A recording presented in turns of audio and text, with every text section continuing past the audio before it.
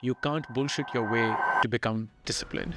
Today, we are very lucky to be here with Ankur Warikoo, India's top content creator and serial entrepreneur with a hugely successful exit at Nearby. The pro is the amateur who showed up every day. Roger Federer was not born Roger Federer. He became Roger Federer from where he was as an amateur with all his weaknesses and all his misdoings. It's the belief that failure is a muscle, and like any other muscle, it needs development and it needs stress.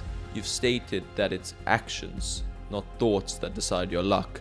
Not everyone is an entrepreneur.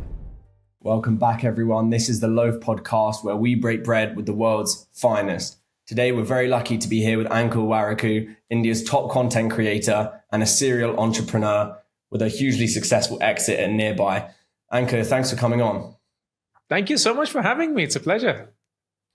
So, given the introduction, the highly successful introduction, we're going to start right there with one of your key themes.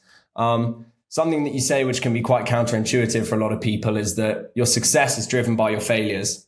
So, what advice would you give to people for using failure as a stepping stone and as a lesson, as opposed to either being perfectionist or failing at the first hurdle? I love that question to begin with. Thank you for that. I have often encountered, and especially when I was young, this was like almost this diktat that the stepping stone to success is failure. And I always assumed that way, that if you fail, bound to be successful at some point of time or not. And then I figured, I don't know when it was, but it dawned upon me that everyone in the world fails. Everyone in the world fails. But not everyone succeeds. So there's clearly something between success and failure that makes that failure turn into success. And I remember this book by Ray Dalio called Principles, fascinating book. And that's where it struck me that the most important ingredient in any failure is reflection. Until you don't stop and ponder and reflect upon why you failed in the first place and what got you there, what was the worldview, what were the mindsets, what were the belief systems that worked or didn't work, either way, that made that failure happen, you will keep failing every now and then, and you will wonder why it hasn't turned into any sort of success or not. And that's where things changed for me. And I firmly believe that one should fail as much as you can, because that's the best way for you to learn and reflect. It's very theoretical for you to just ponder upon something from your imagination, but never having felt or experienced it firsthand. And once you fail, and if you were to reflect upon it, you will only get richer in your experience and your understanding of what works for you and what doesn't. And that will ultimately, over time, lead you to success. I've seen that for myself, so I would believe that that works for everyone else as well.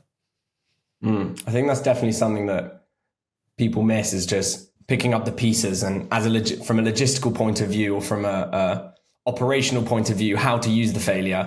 I suppose the other part of it is kind of the more personal psychological aspect of being able to keep pushing through failure. Because for a lot of people, and for yourself as well in your story, it can be quite frequent before you get to that success.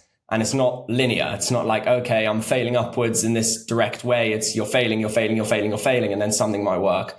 So what's the psychological mechanism, do you think, if you can make it so simple, that allows people to keep pushing from failure to failure before they reach success? It's the belief that failure is a muscle. And like any other muscle, it needs development and it needs stress and tension for it to grow. And what that means would be, you can't wait for that one big failure to reflect upon and then change your life, because that's a very costly way of learning something. I often say, if you can, set yourself up for failure every single day. And that would mean picking up something which doesn't have a very high cost of failure, and you would almost with certainty know you're going to fail. Here's an example. Go to someone, complete stranger, let's say at the campus, and ask for, 50 pounds. It's quite likely that people will refuse. They will laugh at you. You don't know what's to come. They may just ignore you completely. They may verbally say something. They may physically say something. They may call someone. But whatever that rejection is, it will teach you something, and it will prepare you for how to build that muscle through that stress, through that tension. Smile at a stranger. We just don't. We're just so closed in our way of how we deal with the world nowadays, that we've forgotten that there is interaction that's possible between strangers as well. Go up to your professor, your manager, and ask for something that you know is quite likely to be refused, but the cost of that refusal is not very high.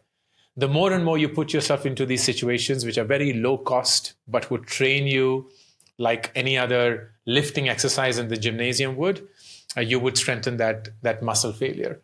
And when that big failure does arise, the only mechanism that's worked for me is I will allow firstly my emotions to be. I will not try and suppress them. I wouldn't try and ignore them or to reject them, whether I'm feeling sad or angry or disappointed or jealous or whatnot. I will let those emotions be. The biggest lesson that I've learned in life is that all emotions are temporary. Nothing that you're feeling will ever be permanent or will stay forever. Whatever you're feeling, whether high or low, is going to pass. And that means whatever you're feeling right now will also. And when that feeling goes away, don't try and conquer your situation by fixing everything. That's almost impossible to happen in a short period of time.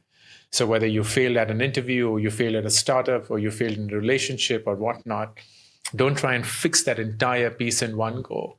It will take time. Instead, pick something which is very small, but is a step to get you out of where you are. However small that step is. It could be as simple as going back to your resume and changing something if you've been rejected in an interview, or if you've been rejected in a relationship, if you've gone through a bad breakup or whatnot that you call failure, going back to someone who is a close friend and just asking for, hey, why do you think I would still make a good friend? Just for that validation, just for you to get out of that mindset that you're in. And every day that you do that, every single day that you do that, you will eventually have time, heal yourself, and get you out of it. And when you do, you're in the perfect mindset to reflect upon what just happened. So these three phases: let your emotions pass. Number two, take the smallest possible step to get you out of where you are. And once you're out of it, then just reflect upon what just happened. And if you were to just bring these things together, you would have, in my opinion, any mechanism to get you out of any failure, however big or small. It's just the time period of each phase that changes, but not the composition of these three. Want your head and hair to feel cool and clean? Been going to extreme measures to cool your head off? Then get yourself a Manscaped. Don't be like Ollie and take your scalp from zero to hero with the new Scalp Buffer now. Use the discount code LOAF to get your 20% off.